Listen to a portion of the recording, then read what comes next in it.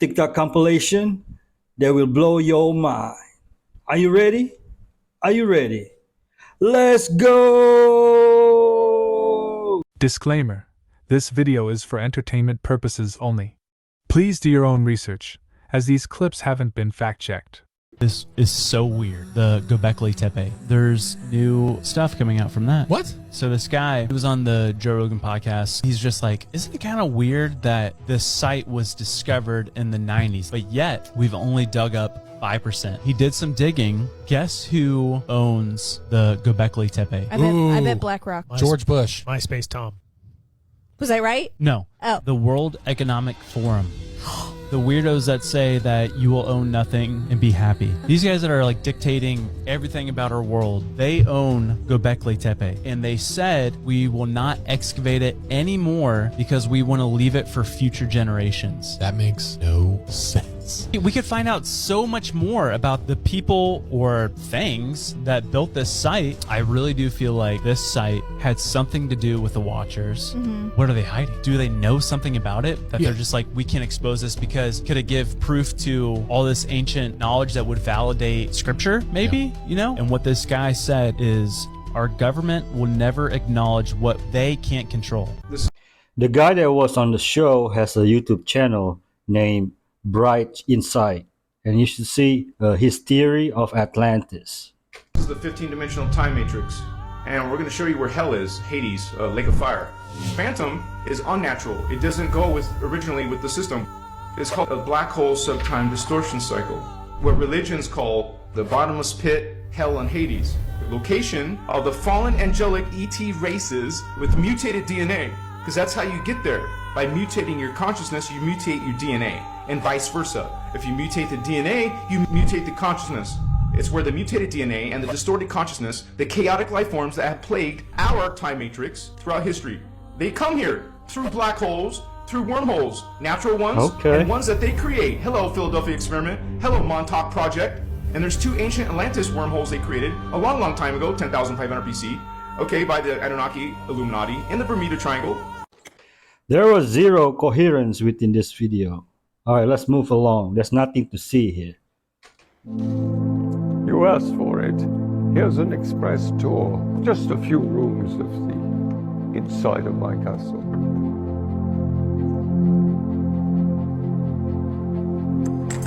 Let's go.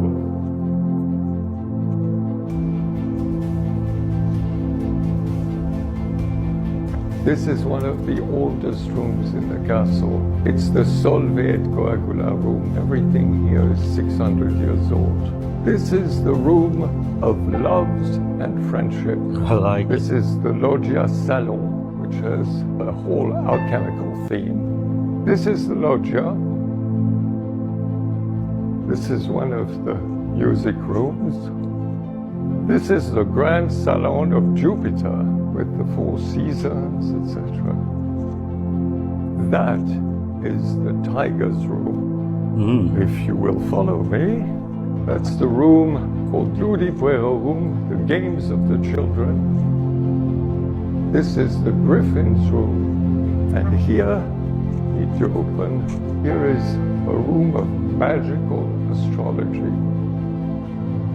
We go through here and we come into the Chinese Salon with a view onto our valley here. There are many more rooms on this floor. This is the library. A few rooms on what is known as the Piano Nobile, the noble floor. That is the breakfast room. This is the lunch room. This is the dining room. Okay.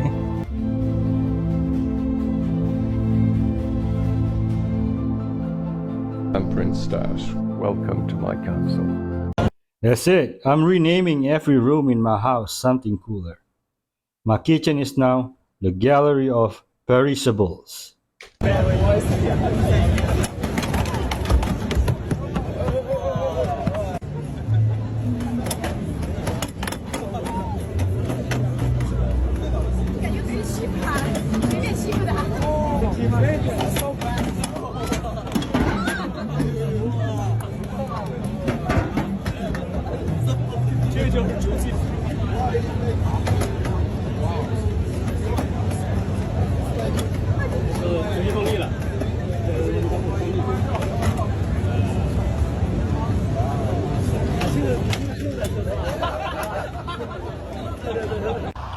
Even if it got no feelings, but I feel sad for the robot. I feel like they are bullying him. This is a two-story house being built on a hill near a freeway in Portland, Oregon. We've got a porch here. This is going to be a loft. Coming around the side here, we got a working fireplace. Right over here, he's building a room that's going to have a view of the river. Come around here. It's an oddly shaped house. There's multiple windows. I've been inside. That's one of the bedrooms.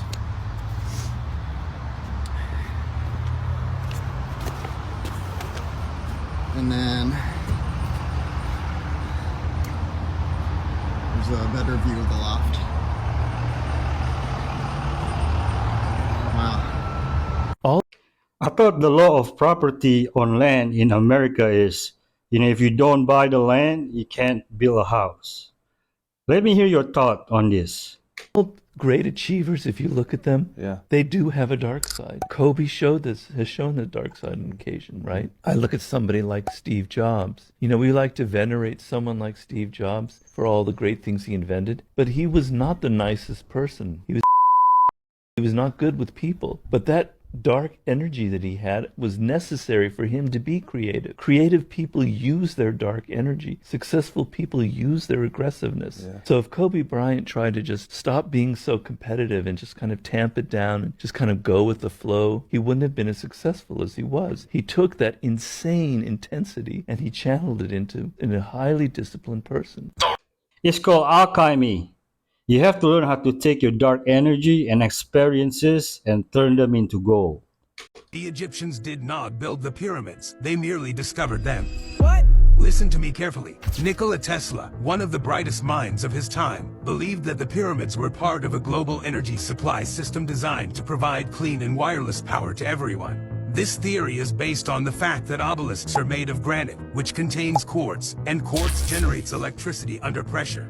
Possibly, the obelisks were coated with the conductive metal silver, which has the best conductivity to receive electric currents. But why are there no records of the Egyptians using the pyramids for energy? Some believe that the pyramids were built by a more advanced civilization, which was destroyed by a global flood, possibly Atlantis. This theory is supported by ancient inscriptions that trace human history back up to 30,000 years. The traditionally accepted dates for the construction of the pyramids are based on estimates and historical references. Another intriguing point is the precision with which the pyramids were built, the perfect alignment with the cardinal points, while evidence of advanced technology is scattered and often disregarded.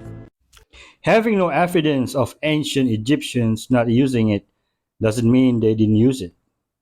I think ancient Egyptians and the Nephilims built the pyramids. The fallen angels that descended to earth and defiled mankind, were they responsible for having the largest house in America built? Well, possibly. You see those angels right here? They're the fallen angels. As above, so below, right there in their hands. And when they asked Enoch if they were allowed to go back to heaven, God told them to give them this message. You can't go home again. Well, they had to raise the kids somewhere. The question is, who built America's largest home? The Masons that built Biltmore? Well, they actually built the lodge first, and it's the Mount Hermon Lodge right here in the middle of Asheville. Chapter 3 in the book of Enoch is all about the fallen angels that descended onto Mount Hermon right here. And fallen angels are etched all into the sidewalk, all the way around the building of the Mount Hermon Lodge. As above, so below. As above, so below. Big star on your head. They were like all over the place once I started looking around and looking out for them. Right there. There's several of them. It's that star that really sticks out. Jesus' words are in red in the first chapter of Revelation, and it says that the stars are the angels. And the house that was built, it was one of a kind, decorated with demons. The book of Enoch that was sealed away for thousands and thousands of years in a cave along the Dead Sea tells all about the fallen angels and even calls them out by name. I can't even say these good. on my bio page and then my link tree right there, and it'll take you to all my work, and click on the Book of Enoch right there, and you can read right along with me. Because if you don't want to read it, you can always go back to the front page and click on my YouTube button, which is right there. I'll read it for you. If you hunger and thirst for knowledge in Jesus Christ, you will be fed. And that's exactly what the Holy Book tells us. So like and follow the trumpet for more. And in Jesus' name, have a blessed day. I think they're immortal and still living amongst us until the time of reckoning. I'd expect them to be living discreetly with control over governance. Oh, little dragon. You know what I'm passionate about? Tell me. Tongue scraping. Oh, I love that. Do not have cauliflower tongue. If I went on a date, I don't care how hot you are, how big your bank account is. If you have cauliflower tongue, I'm out. Like you can't. Can you talk about people should be doing it the first thing they wake up? Oh, well, I actually recommend doing it last thing you do before you go to bed. Oh. Especially if you're married or you have a partner in your bed. You want to go to bed with a clean tongue. It's super easy to do. Now, two main things that you need to think about when you're using a tongue scraper. We don't like plastic tongue scrapers. Again, plastics have products in them that you don't want to introduce to your body every single day. And think of your tongue as a super absorbent surface inside of your body, right? Think about all the drops and all the herbal remedies and all that they ask you to put on your tongue. Why do they do that? It's because the tongue absorbs into the bloodstream really quickly. You don't want to be rubbing plastics on your tongue. Stainless steel is the way to go. So it's really simple to do. You just stand in front of your mirror, you stick your tongue out, and then you place the tongue scraper as far back as you can tolerate, right? Some people have a gag reflex. And so, you tell them do tongue scraping and they're like, oh no, I have a gag reflex. Well, some of the tongue is better than none of the tongue, right? So you start as far back on the tongue as you're comfortable, and then you gently press down onto the tongue and then scrape forward. And you want to do that maybe 2 or 3 times. Once you see that residue, that brown stuff that comes onto your tongue scraper, trust me, you're never going to go back. You're never going to go back. I started oil pulling about 2 weeks ago and stopped using fluoride toothpaste. It works, folks. You should try it. My mouth feels clean even when I wake up in the morning. There are disturbing facts that you wish you didn't know. In 2012, a 14-year-old boy from Michigan went to Arby's and ordered a junior roast beef sandwich. When he took a bite, he noticed that his teeth struck something tough and fleshy. It turned out to be the bottom of an employee's finger that was cut on a meat slicer. And when the employee got her finger sliced, she left her station immediately without telling anyone. In China, an 87-year-old woman named Liang Shuzhen complained about an itchy mole on the top of her head. Thinking it was just a mole, her family started giving her medicines to stop the itch. But the mole kept growing until it was the size of a woman's pinky finger. And when the initial growth snapped, a bigger one sprouted in its place, growing faster than ever. And within just 6 months, it grew into a horn measuring 5 inches in length and just over 2 inches in diameter. That's crazy. In 2009, a 32-year-old robber from Russia named Victor tried to rob a hair salon that belonged to a trained martial artist woman named Olga. Olga surprised him with a quick punch to the chest, flipped him to the ground, and tied up Victor inside a storage room. And for 48 hours, Olga used Victor as a sex slave and had her way with him before finally releasing him. That's crazy. Olga probably did that one scene from Pulp Fiction to Old Boy.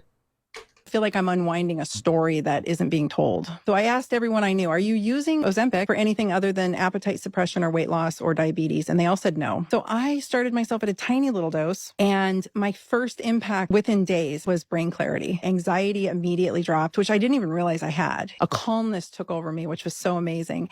And within 2 weeks, my pain was down significantly. What I noticed was everything was starting to move and pop again. I was getting mobility back. And by week 2, I wanted to move again. So this version of me that just wanted to go do my workout, go do my work, and then lay down on my back, I wasn't doing that anymore. And I found myself dancing and hula hooping around the house again. And I found myself just being much more active. I also noticed a little bit of weight loss. So I quickly started putting people on it. Nobody was on it for weight loss. Everyone had a little bit of weight, fell right off, and very similar responses. It shifts your gut microbiome to a more favorable microbiome if you do it right. Everybody just had these profound impacts. My daughter's skin, cystic acne. I remember seeing her after 3 weeks on it. And I was like, your skin is porcelain. What happened? My husband didn't want to drink anymore. The guy is a known alcoholic. His blood pressure regulated out. All of these little things, these peptides are healing. They are anti-inflammatory and they are regenerative. But do you have to keep taking Ozempic in order to keep having these favorable outcomes? Or can you stop taking Ozempic and keep, having these favorable outcomes? Let me know in the comment. When I made my first $1 million, I bought a house, I bought a car, put a good amount of money down on my house. And then the end of the year comes. I didn't write stuff off probably because I took it all to my personal, because I didn't know that I needed to go to a business and then to my personal so that I could break down my taxes properly, so I paid less money, because no one teaches you that. Guess how much money I have left over? Because just so you guys know, if you make basically $1 million, they pretty much want 51%. $400,000. Yeah. They wanted $400 in taxes. I didn't know that was coming. I already spent $300, $400, $500, $600, $700, $700,000. I got punched in the face with that. I was like, taxes. I'm like, what the who cares? And then until I made that money and I was hit in the face with it, I was like, whoa, they really want $400,000 from me? Can I try? Better than making $100,000 and them taking $40,000. Trust you? I go, probably not. He goes, I did hide some Ponzi scheme money. Okay. I gave my wife, not much, $150,000. And I remember thinking, is that enough to get me a sentence reduction? So maybe a month or so later, I call my lawyer. Anything going on in there? I said, no, nothing. You sure? Nothing? It was just weird, right? Mm-hmm. Like, you never wanted to talk to me before. I said, yeah, you know what? Listen to this. There's a guy here named Ron Wilson. So she types him up. She goes, oh, wow, this is a bad guy. And I said, this is what he told me. And she goes, okay, hold on. She said, look, I'll look into it for you. Okay. A week later, a correctional officer comes up to me and says, Cox, you got to go to SIS, which is internal security. So you got to go there on the next move. I go, okay. So I go there. Come here, Cox, sit down. Okay. He boop, boop, boop, dials the phone. Here, what's going on? Like, I don't know what's happening. So I'm like, yeah, what's up? And this guy goes, hey, this is a Secret Service agent. And I'm like, yeah. He said, I understand you know where Ron Wilson hid Ponzi scheme money. I go, yeah, but I need something in writing saying you're going to give me something. And he goes, well, okay, I'll try, and blah, blah, blah. He ends up sending me something saying that if they recover any money, a substantial amount of money, or anybody's indicted, they will consider it substantial assistance and reduce my sentence. What else do I have? It's all I'm going to get. So I tell him what happened. They go, they interview Ron Wilson's wife. The next day, his wife comes in and gives him $350,000, including gold bullion, silver, because he was a silver dealer. They indict the wife and Ron Wilson. I've been emailing these people, the Secret Service, this whole time. That's pretty dangerous. If the other inmates found out, I could get a real bad beat down. But I want out of prison. And between Ron Wilson and me, it's going to be Ron Wilson. So one day, I'm walking across the compound, Cox! And I'm like, oh, shit. I'm like, hey, Ron, what's up? And he says, you're not going to believe this. They indicted me. I'm like, huh? They indicted you? That's crazy. And he says, yeah, they indicted me and my wife and my brother. And I'm like, whoa, that's crazy. They end up taking him back to court. His wife gets like 100 hours of community service. Ron Wilson gets 6 months added onto his sentence. When I turn around and go to the court and say, hey, you said you reduced my sentence, the U.S. attorney, they ignore my requests. Then I go back to Frank and I explain it to Frank, and Frank files another 2255, goes back to the court, and the government says, we don't even know what Mr. Cox is talking about. But I had that letter. Wow. So I send that to the judge. The judge is like, listen, they give me a lawyer. The lawyer flies down. They say, we'll give you one level off. We argue. We end up getting 3 levels off my sentence, which is 5 years. By the time that happens, I'm like a year away from being released. Within 6 months to a year, I'm released. Ron Wilson is watching this somewhere screaming. Dictator personality types will have a very distinct lower portion of the face. And because movie casters know this, they used a special device in Marlon Brando's face for The Godfather. They used steel dentures to nail his bulldog look. As you start to profile dictators, you'll notice they all have very big lower portions of the face, and the bottom jaw and bottom lip will stick out further than the upper lip in a profile. In face reading, this is a domineering, controlling personality that likes to have power over others. A person who is drawn to physical and material excess and pleasure. And a person prone to resentment, entitlement, and vengeance.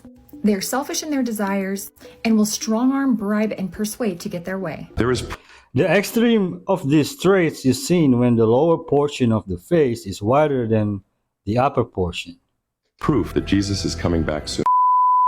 Jesus was in the tomb. You know how he left? Because he came back to life. There was a cloth that was folded and left where he was resting. Scholars have wondered why. The scripture specifically points out that he left the cloth folded. Check this out. In Hebrew tradition, there's the servant and the master. When the master is eating, there's a cloth on the table. If the master folds the cloth and leaves it, the servant knows not to clear the table because the folded cloth means the master is coming back. So Jesus leaving the cloth means he's coming back. All the things going on in the world right now don't make me doubt his return is soon either, but it gets even crazier. Many Muslim families have reported experiencing dreams of Jesus, and now many Muslims are converting to Christianity. Do you think Jesus will return soon, or is all... all of this just an outdated theory. It seems like these signs are more than coincidences. Maybe we should pay closer attention to what's happening around us. What if these dreams and signs are actually warnings? And consider this, how many more signs will we need before we believe? The world is changing rapidly, and ancient prophecies seem to be aligning with current events. Is it all just a series of coincidences, or is something much bigger at play? Only time will tell, but we should stay vigilant.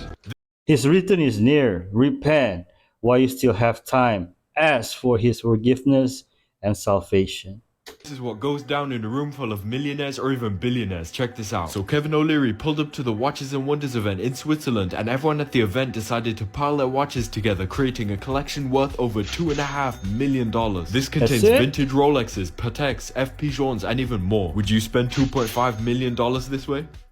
Only 2.5 million? I find that very hard to believe. This myth of this ancient city in India called Dwarka. Supposedly this city was just highly technologically advanced. It says there was 900,000 royal palaces made from crystal and silver. And like the whole interior was like gold and gems and like just this immaculate giant city, right? Yeah. But there was another rival city that tried to take over, and it says that there was a war that happened between them. It said this one city had ships that sailed in the air and that they would shoot lightning down onto the city to try to destroy it. And then the people of Dwarka said that they were shooting lightning back. And then shortly after this war, the whole place was flooded and lost forever. Bro. So they thought. They found it? Said that it was built off of 6 stones. Yeah. They described them in such a, like, these 6 stones that are fit the description perfectly. Awesome. They found like coins that they carbon dated like over 11,000 years ago. And like all this crazy architecture that they're just pulling up. Like they're like starting to discover more and more the deeper they dug into the ocean. India basically is like, no more. Like we're done looking at it. Basically cut all funding and like. Well, maybe it just became too expensive. For carbon dating, it is required that the material to be dated contains organic material. Now, bricks are made from earth and organic materials, but the coins do not contain any organic material. Let me know how you feel about this. I'll never be able to understand this. How on earth can somebody be so rich that they have to spend their money on a pool inside of a yacht on a much larger pool? And that much larger pool being, I don't know, the ocean. It's just insane to me where some people have this level of wealth and they can purchase this comfortably. Like if you go to Nantucket or Montauk during the summer, you're going to see about 20 of these lined up next to each other. Then you go check out these yachts, you look at the name, and you find out that the owner of the yacht sold a bubblegum company for $5 billion 3 years ago. And listen, man, I'm 100% on the American dream. If they can afford it, it's great. But just the massive difference of levels of wealth is astronomical. Like there's people who can barely afford groceries, and then there's this guy or girl who buys a crazy $100 million super yacht. Again, if they can afford it, more power. Because real water is cold. You need a heated pool inside to swim.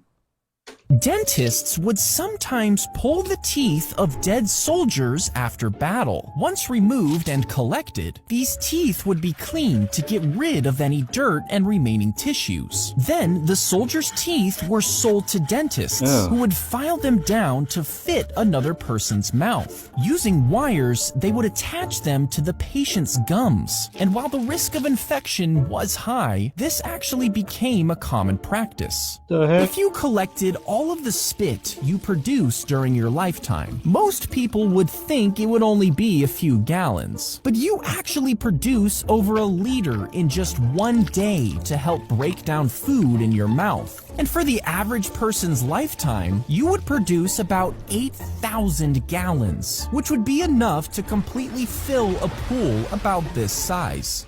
Ancient doctors were known to taste earwax, drink another person's urine, and would even smell their poop. Man, is that real? My jaw was dropped when I saw the last one. Some of those common drugs. Right now, 1 in 4 women actually take an antidepressant. Stats show right now if you take an antidepressant, you're twice as likely to be depressed. Here's another one. If you take it long enough, it's a 100% chance that you will have Parkinson's. Cholesterol drugs, right? Like how many people take cholesterol drugs? If your cholesterol is below 240, statistically you're more likely to have a heart attack or a stroke than those that are above 240. And get this, if every point that you drop it down, below 240 down, there's studies that actually show that it increases your likelihood of a heart attack or stroke by 3%. So now if you drop your cholesterol with a cholesterol drug, a statin drug, 10 points, you've just increased your likelihood of having a heart attack or stroke by 30%, bro. And get this, you're 1,400% more likely to have a peripheral neuropathy. Taking a cholesterol drug decreases your body's ability to release insulin by 12%. It decreases your body's sensitivity to insulin by 25%. And if you take a cholesterol drug, there's a 73% increase in your chance of first diagnosis of diabetes because it's just wrecking your metabolism. The medical industry, insurance industry, and government are all in bed together. Sad and scary. So I just woke up and I found out that there's a new ocean. God dropped a fifth ocean right after a pandemic. I mean, clearly the pandemic was chill for him. I don't know how that happens, but I guess it can. This is the fifth one. Apparently, it is surrounding Antarctica. It's called the Southern Ocean, which sounds like a part of a video game map. It doesn't even sound like Earth. So now we got the Pacific, the Atlantic, the Indian, the Arctic, and the Southern. It just sounds like some DLC. It doesn't sound. It sticks out as the one that wasn't here before. Apparently, it was a part of the Pacific before, and the Pacific just said nah, and decided to expand and delegate some of its ocean. So 5 oceans down, in case you wanted to know. I have no idea. I do. Initially, there were traditionally considered to be 4 oceans: Atlantic, Pacific, Indian, and Arctic. The Southern Ocean was later recognized as the 5th ocean in 2000.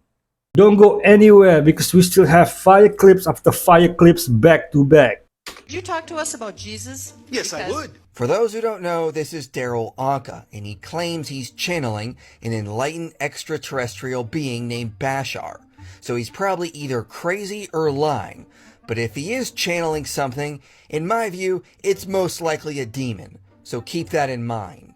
I have a feeling that he was misunderstood in his day. Very much so. Well, I have a feeling you have no evidence for that. It's just something you want to be true because it's convenient for your narrative. Still misunderstood to this day. And the Bible, I'm thinking, isn't an accurate translation of what he was trying to Not teach always, us no. and tell us. Which translation of the Bible? Yeshua, or as you say, Jesus, really did not intend in any way, shape, or form to create followers. This is exactly what I'm getting at. Yeah. They have no evidence this is true. The Gospels clearly show us that Jesus was intending to create followers. But because they already have an idea of who they want Jesus to be, a guy who teaches everything they're teaching, they just say this is a place where the Gospels misunderstood Jesus. But this is just circular reasoning. They know the Gospels misunderstood Jesus because they've already determined that Jesus taught everything they teach, therefore the Gospels misunderstood Jesus. Did not intend to create Christians per se, intended to let you all know you are Christ's. And your evidence is, trust me, bro? Does that make sense? No. Yes. No. So much of what you're understanding today is the idea that that individual was teaching, even down to the concept of how powerfully your beliefs create your reality, yes? Of course, Jesus never taught that, but because that's what they want Jesus to have taught, they just claim he did. See the circular reasoning? At the end of the day, the Gospels are reliable accounts and are best sources on who the historical Jesus is. If someone confidently claims they know Jesus taught something completely different, they don't have any evidence for that. They're just asserting it because it fits the conclusion they want. A demon named Bashar sounds about right. Rumors are once again swirling that Michelle Obama is going to be replacing Joe Biden as the Democratic presidential nominee. But can we just remember who first said this? It was John McAfee before he passed away in 2020. Let's take a look at this. Here's the tweet. It's crazy, but here it is. Russia's first time traveler has returned. Guess what he said? In September, Biden is medically diagnosed as unfit for office and quits. They discovered that the DNC has legal power to choose a replacement without a national vote. Weird, huh? You'll never guess who they chose. And look, this was in July 18th of 2020. CryptoDad responds and says, Michelle Obama, to which John McAfee replies with a smiley face. And then this last weekend, June 30th, 4 years after that tweet, voter registration goes out in Michigan with none other than Michelle Obama's face on the front of the envelopes. What are the odds of that? That's now, I think crazy. John McAfee may have been referring to the 2020 election, but if it ends up being true for the 2024 election, that is still mind-blowing. Now, I know a lot of people would be very happy if she is going to replace Joe Biden. Are you one of those people? And as always, let me know what you think about all of this down below. He was just like robbing people just for the fuck of it. He's either going to their traps or he's robbing them face to face, like with the gun, like, give me your. So it finally came a point where he said he met a guy and it was a really good lick. The guy was coming into the after hours club and he was like a little young guy who had rich parents, flashing a lot of money, buying big amounts of drugs and selling them. And he wanted to get this guy because it was just too easy not to get him, whatever. I drove him there. He ended up going in. A couple minutes later, he's running out with duffel bags.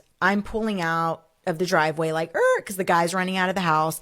And the guy has a shotgun. I'm in the driveway, like I'm pulled in the driveway like this, like my headlights are facing his house. He has a truck that's backed into the driveway with the headlights facing out. So him and I are like this in the driveway, right? So as I'm pulling out, he's jumping in his car with the shotgun and he's going forward. So we're nose to nose, like pulling backwards. And I just keep going and this guy's shooting through the windshield and Gia's like, baby, duck. And I'm like, I'm driving, like I can't duck. I'm driving backwards at that. It broke the whole windshield. It went through the back. It busted like the whole headrest, the whole middle thing. It was very intense. It was very crazy. I ended up pulling into some random person's driveway, turning off the lights, and it just looked like, I guess, a car that lived there, and we lost him.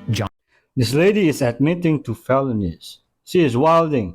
On Cena in a dress when he's supposed to be the most jacked stud of the world. Who does that? Yeah, I sometimes look at these people, I'm like, hang on, how did they go from like being semi-famous, being in a few films or whatever, and then all of a sudden it's like they're everywhere. They're hosting these big shows, they're in all the biggest films. Most people are for sale. These humiliation rituals, these are people that are for sale. It's some people think, I'm never for sale. Yeah, but what if they offer you 50 million? What if they offer you something that is life-changing? And some people get these offers. If you have a price, whether it's a multi-million-dollar price or to keep your job, then you're a slave because you're for sale. That's why you need to be able to get rid of all the things that are liabilities or that can be used against you so that you can live a life of freedom. Freedom just means your ability to do whatever it is that you want to do, wherever it is that you want to do it, however it is that you want to do it. And it requires a lot of work to earn that freedom. And most people just don't want to put in the work to get rid of those shackles. I did, and it paid off. And now my objective is to be able to translate that same message to other people. The whole point of Hollywood is to see who will agree to a humiliation ritual. They did the same to The Rock. Breaking news all around the world. If you don't know what's going on, you are going to want to watch this, trust me. Make sure you share this video with a friend because if they miss this, well, it's literally a once-in-a-lifetime opportunity, so you won't see it again. And for that matter of fact, neither will your grandkids or great-great-grandkids, most likely. So, in the movies, you see photos like this, which looks like a break in time and space, and it's incredible. I mean, it's like a wormhole opening. You wouldn't ever see that on Earth, right? Well, normally, no, but this is actually a supernova explosion, which is pretty damn rare, and it's happening soon, but not like a normal one. What do you mean? So, supernova explosions happen roughly every 80 to 90 years, so still, even that's rare. But they typically aren't visible to the naked eye. You'll need some kind of telescope or to look very, very deeply into the distance, and it's not going to be clear. Now, the last time we saw one was 1987, and the time before that, when it was actually visible to the naked eye, was 1604. Are you mad? Now, they are saying this is literally a once-in-a-lifetime opportunity because, as I say, it is just that rare. You are never going to get another chance like this again. Like, look, this is what they said. Typically, novas are so faint and far away, you can't even see them. But this one will be really, really close, and everybody from on Earth will be able to see it if you look up. And yeah, it will literally look like space is breaking or it's a Fortnite event. So yeah. Now, we don't know exactly when it's happening. They said anywhere from now until September, but in breaking news in the last couple of days, they've said it's going to be visible in the next few days or weeks. So a lot sooner than we actually expected. Make sure you hit that follow button. I will keep you updated. It's a nova, not a supernova. Big difference. Inside the African section of the Vatican Welcome. Museum. This is no way. Listen.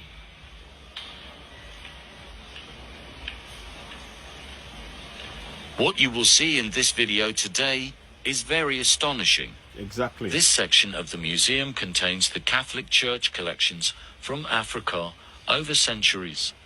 The artworks in this place tells a beautiful story of the cultures and religions of the African tribe Untainted. So, beautiful story of African cultures and sculptures untainted.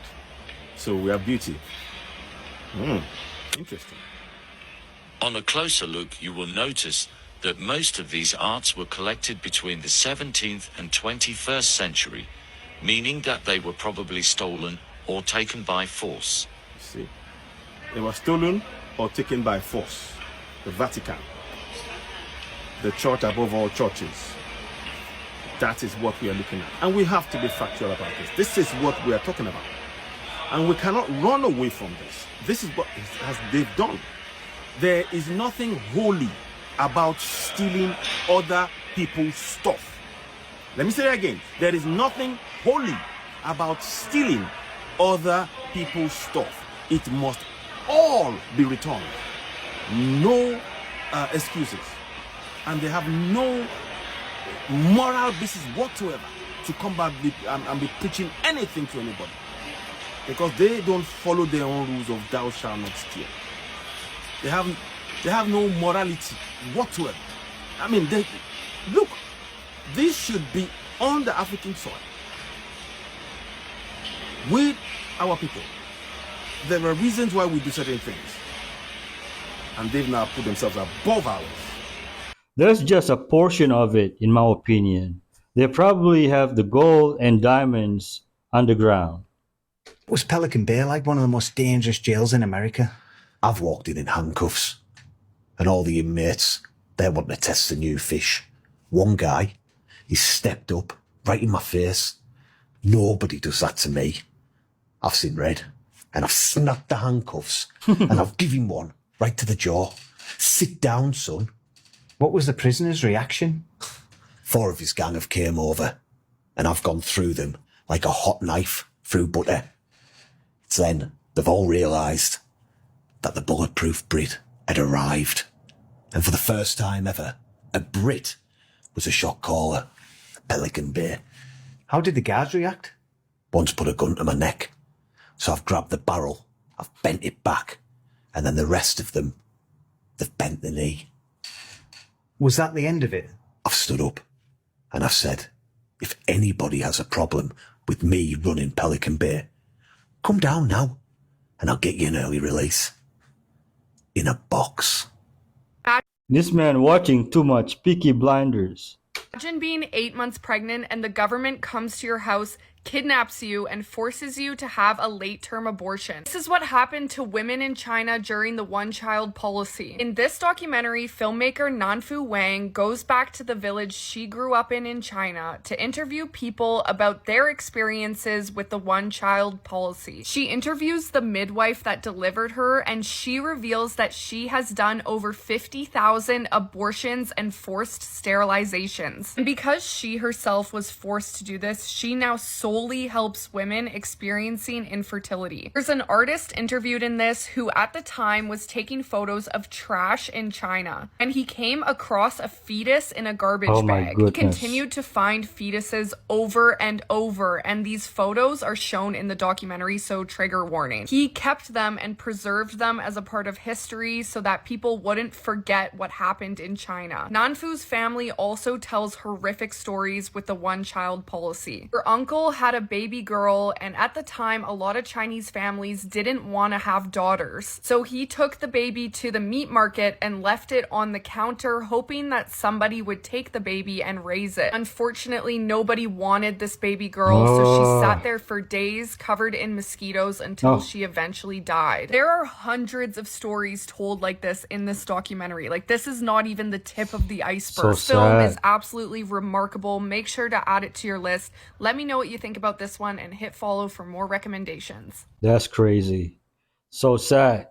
One-child policy and still overpopulated.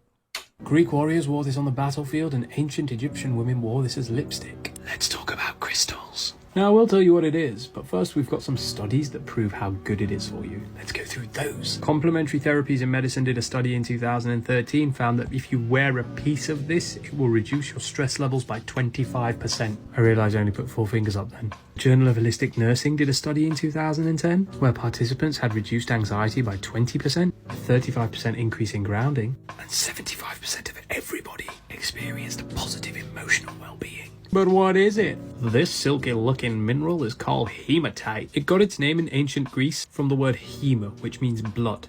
Now usually they come in a reddish hue, but this one is more of a silken, silvery colour. It's smooth to the touch, it feels like metal, but it's not a metal. It's a mineral. Now, do you want to know why it was won to war? 2 reasons. First one is grounding improves your mental state by so fucking much. I did a video on grounding. It's on my profile somewhere. You're gonna have to go find it. Follow me and you can learn more cool stuff. Grounding not only improves your mental well-being, but your emotional and physical one too. And because this is slightly electrically charged and can also hold a slight magnetic field, it takes excess energy off you and it reduces your vibrational state, allowing you to feel calmer. This isn't me who says this. This is the studies behind science. But how come they wore it as lipstick in ancient Egypt? Probably a few reasons. The first one is because it was actually known to have a reddish hue, it'd make a really good lipstick colour. The second one being that because it was slightly electrically charged, if you're putting it on an area where it's also wet, chances are that it probably feels kind of good and tingly. And if women were wearing electrically powered lipstick 2,000 years ago, I'd love to have been a guy in that era. But yeah, seriously, because it's magnetically powered and it's also electric, if you were to wet it, I guess, as a lipstick, it would provide a tingly sensation, elevating your vibe, I guess. You'd be grounded all the way up. Now that's just my theory, but what do you guys think? Share this with a friend. I'm open to discussions because crystals and stuff, minerals, they're always exciting to learn about. Comment what other minerals you want to learn about and we can share those too. I'll do research on them for you. Thank you very much for being here and have a great and beautiful day. Peace. Crystal is demonic. You don't want to invite unfamiliar spirits into your life. Jesus Christ is the only way, folks. Germany, and he just was meaningly trying to win the European election, and he won. He got a seat in the European Parliament, and he made a video where he shows the daily life of a politician in Brussels. It's the biggest joke you'll ever see. He has a fully paid car, he has an office, and he shows every morning he goes to the Parliament and he has to make a signature that he was in there, and then he just leaves. And then he just goes out, he collects $10,000 from European taxpayers, and he just does whatever. And he says, he looks at his colleagues, the real politicians, and what they do is they do the signature in the morning, right? They don't look at the meetings. They go to the building next door, and the building next door is the lobby building. Siemens, BMW, VW, all the big companies are literally in the next building. He was filming it. He's filming outside his office. The lobby is right across the street. Money and power works in capitalism, meaning that the psychopaths end up ruling the roost.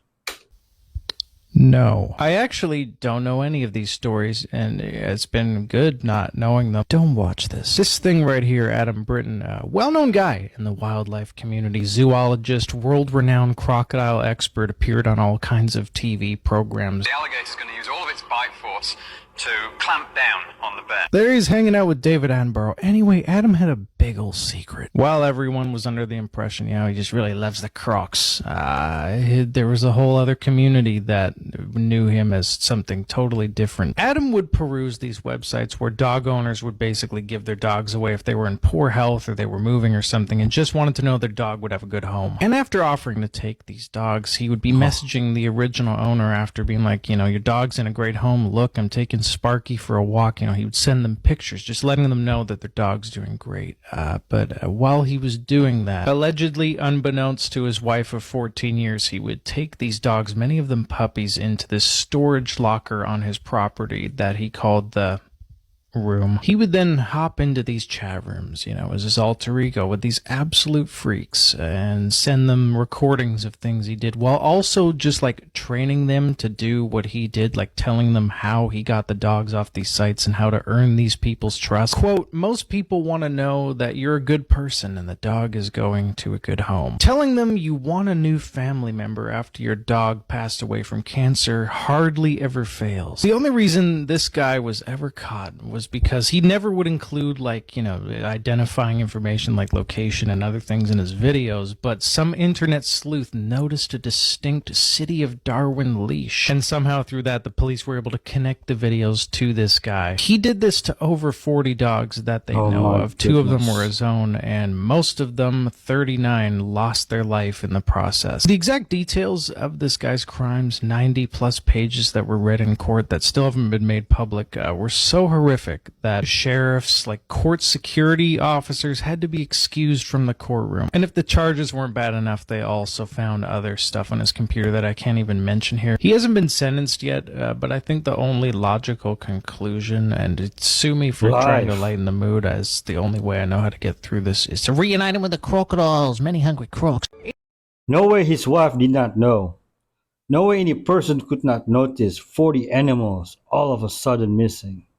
In surrendering to Christ, there is something extraordinary about saying, there is this man, another man, entirely God, entirely man, that through some necessary, extraordinary, metaphysical act just beyond the edge of rational understanding, the creator of the simulation came into the simulation and told us, hello, I am God, I've come here. Here are some virtues and values. C.S. Lewis talks about the Stoics' error, or the error of Stoicism. To imagine that one might be able to do always what one can do sometimes. You know, there are times when it's like, I know my job is not, I'm not in the business of Russell Brand anymore. I'm in the business of service, serve Jesus Christ. And it's such a powerful idea that I'm held alive by it. But surely the sort of parasite nature grips me again, and I return to egotism. I return to wanting and longing and fear and all of those limiting things, Neil. Once you're born of the Spirit, our old nature is replaced. We now struggle with carnality because we're stuck in our body of death. This is a human skull, the tantric object of worship. See the suture on the top of the skull. They call this a kapala. The divinities drank the magical elixir from this cup. A very eerie, antique Tibetan ritual object. Chased in silver, I acquired it in China. This is not something that you can acquire in souvenir shops anymore. They're exceedingly difficult to find. There's probably fake ones nowadays that the tourists can acquire, but this has been with me for a long, long time. Not something you can acquire anymore? I would hope not. They say that ibogaine is a hallucinogenic drug, that if you take it, it's like LSD. Is that true? Ibogaine is not LSD-like at all.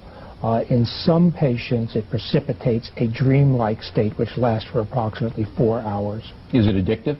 It's not addictive. So it's not like methadone? No, it doesn't cause chemical dependence. It's not a maintenance drug. It's a single administration in the hospital. You've taken this drug yourself. That's correct. I discovered ibogaine's anti-addictive effects in 1962 when I was a young heroin addict. And I had no idea what it would do. And I took ibogaine, and 33 hours later, I was no longer a heroin addict. So you were a heroin addict? That's correct. And where did you find this ibogaine? I was interested in psychoactive substances, and a chemist I know gave me a dose. He knew nothing about it. And you never used heroin again after that? I became re-addicted about 3.5 years later. I went on a methadone program. But what ibogaine taught me was that addiction was reversible.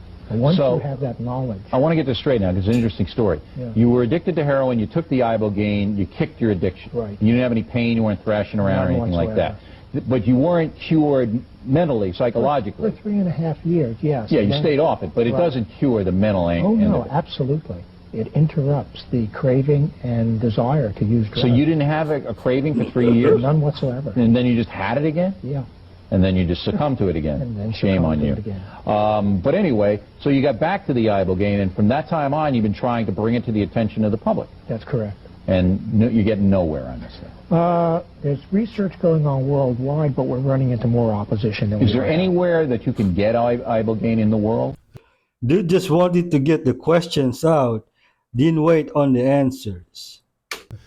Which is why it's genius. And I don't even think you know how genius this thing is my guess. I'm about to show you noble gas, Oh, and stop I'm it. going to show You're you gonna matter. fuck the whole thing up. So, Listen to me. The number of edges in a tetrahedron is what? and the tetrahedron is 6. And that's why you have 6 pentagons. But these 6 pentagons are not, either they're not perfect or they're not joined perfectly.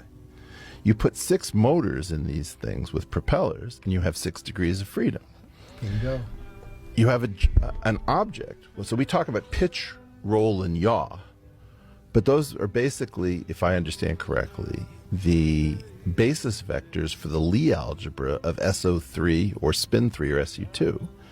What's Lie algebra? Well, so the idea is I have a rotation group of symmetries of this object about its central vertex. Okay? Right.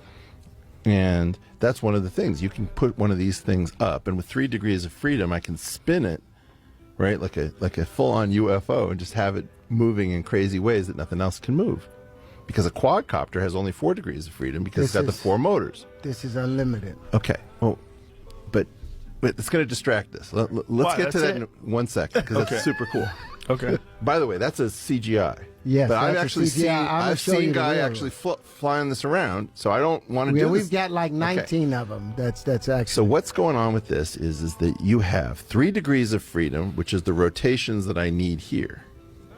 But you've got 3 extra degrees of freedom to move in different places.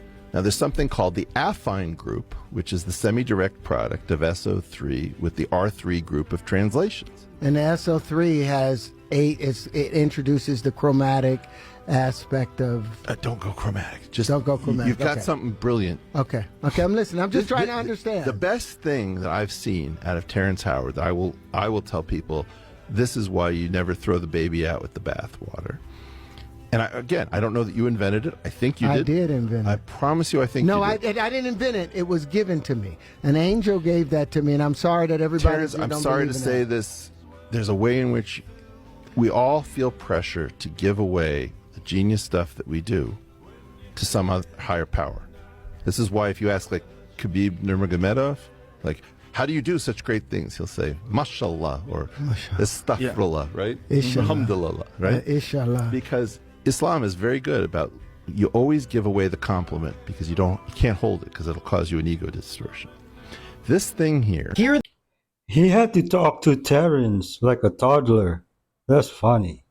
The bizarre origins of everyday items. Treadmills started as a form of torture. Originally invented in 1818, they were called the tread wheel and were intended to reform the most stubborn convicts. Prisoners would climb a large wheel for hours, and the kinetic energy generated was used to turn gears that powered water pumps and grain mills. Listerine started as floor cleaner. In 1879, What? Dr. Joseph Lister created a do-all liquid that was used to disinfect surgical tools, clean floors, fight body odor, and treat diseases from smallpox to gonorrhea. No way. Soon after, a chemist named Jordan Wheat Lambert made his own antiseptic and called it Listerine after Dr. Lister. Wi-Fi started as a way to detect black holes. A physicist named John O'Sullivan had been fascinated with Stephen Hawking's theory that small black holes may evaporate and send out radio signals when they do. He invented a complex mathematical tool to find them, which ultimately turned into the Wi-Fi that you're using to watch this video.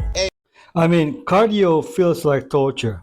All right, folks, I'm going to end our video with this coming clip. Be kind to each other. If you haven't subscribed, please do. There's a free gift below if you like. And if you want to buy me coffee or support me through Patreon, the links are also in the description below.